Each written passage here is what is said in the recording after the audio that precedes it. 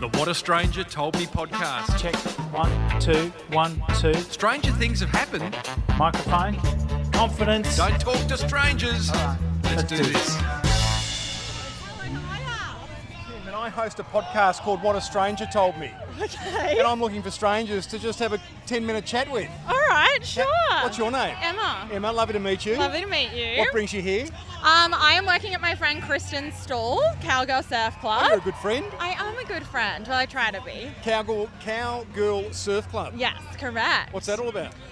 So Kristen is originally from the country and she used to ride motocross. Yeah. And then in recent years has moved to the coast and like surfs and wakeboards and all the things. Yeah. And she recently went viral on Sunrise when she filmed a couple of girls going surfing behind a horse. So the horse was pulling them as they surfed. And from that, this brand, Cowgirl Surf Club, developed. And it's just brought together a whole heap of girls. And she's running retreats. And it is an incredible community that's all building. off the back of that.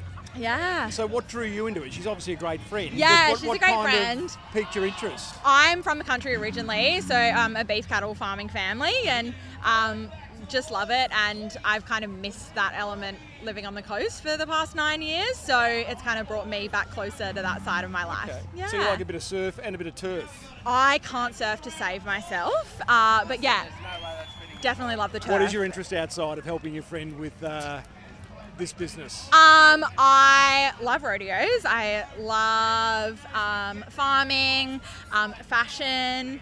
You got a lot of interest. Yeah. What would Play be a bit of number netball.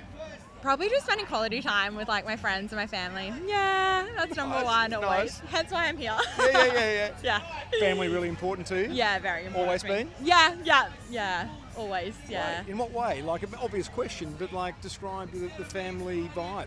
I think when you grow up in the country, like you are surrounded by a big family and it's more than just your immediate family, like it's everyone in the local community because you're so spread out. So, you have to rely on the people around you to kind of get by. And I've kind of grown up with a huge immediate family as well. I'm one of 6 and Me too. my nan had 6 kids as well. And I was one of 18 grandkids. So huge family. And Can you think of a time, and death is an obvious one, but outside of death, when the bigger family, not just the siblings, have really come together and it's been maybe life-changing? Yeah, well, actually, after my nan passed, my auntie really kind of took it upon herself to bring everyone together because my nan was the matriarch. So every year now we do a family reunion. So last year was July in Tassie, and this year will be October at my uncle's property in Condobolin.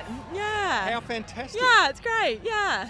Very lucky. Yeah, very lucky. Yeah, very fortunate. I know a lot of people don't necessarily have a family they can rely on, or if they do, it's quite small and intimate. So, yeah. I'm also from a big family. Nurturing that love and that community can be hard. How do you keep it alive? Social media makes it a lot easier. It's the devil, but I mean, better the devil you know than the devil you don't. So, through that, and then also just making a conscious effort to pick up the phone and call them. And imagine that. Yeah. I would spend probably 1 to 2 hours every week on the phone with my family. Well, you are a great friend and sister and brother and daughter and wonderful. I try. What would you be doing if you weren't here tonight? I'd probably be on the coast drinking a glass of red wine and listening to country music on my vinyl player. Yeah. And do you see the work you're doing with Cowgirl Surf Club as being something that is a long-term kind of passion, or do you want to be something? Is there something more in your life that you're striving for? I work in fashion and apparel anyway, but for me, just seeing like Kristen's vision come to life and watching that and kind of supporting her through it. She's, been in the industry for a long time and has been working really hard. So for me, it's just about supporting her, bring her vision to life.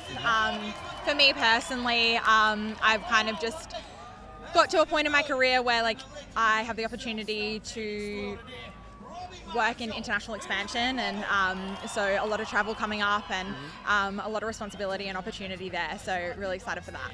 If you had to choose between coast or country permanently? Country every day of the week. Why? The wide open spaces, the lack of people, which So goes against everything I said, but just like The freedom and the authenticity of people as well, and the fresh air. There's nothing like it. And the lack of service. I love that too. Yeah. What do you notice the difference? Like you come into the city or to at least the coast. Yeah. Is it a shock to you? You obviously love it, but... I mean, I'm used to it now, but I think you can definitely tell a difference in the authenticity of people, and kind of... Give me an example.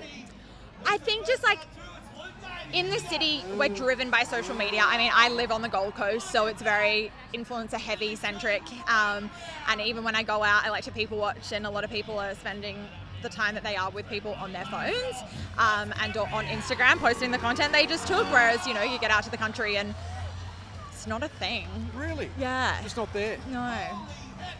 Is it because there's no reception? From time to time, but I think when there is reception, like of course we love social media and we use it to connect, but when you don't have it, and I think also we know how to interact, we know how to engage. That's how we were raised, you know.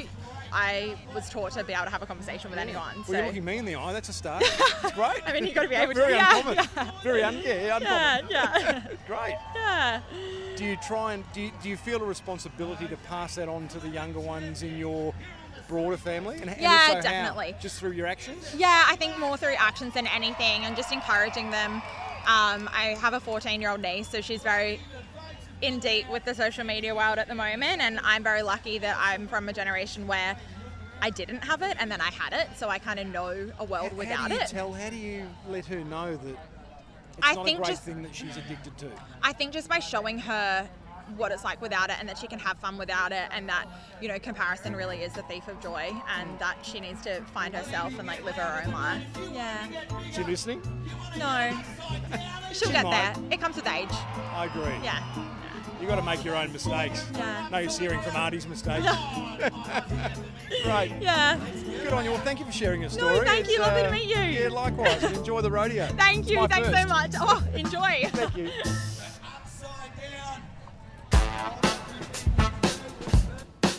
Thanks for listening, and don't be a stranger. If you've got a story you'd love the world to hear, then call us on 0489 272 286. Also, if you'd like us to chat to strangers in your town, or maybe you've got a conference you'd like a cast from, then contact us at whatastrangertoldme.com. What a Stranger Told Me is made by Tim Reid and Jon Coghill. Music supervision by Dennis Folletto. Photography by Andy McCall and Will Reid.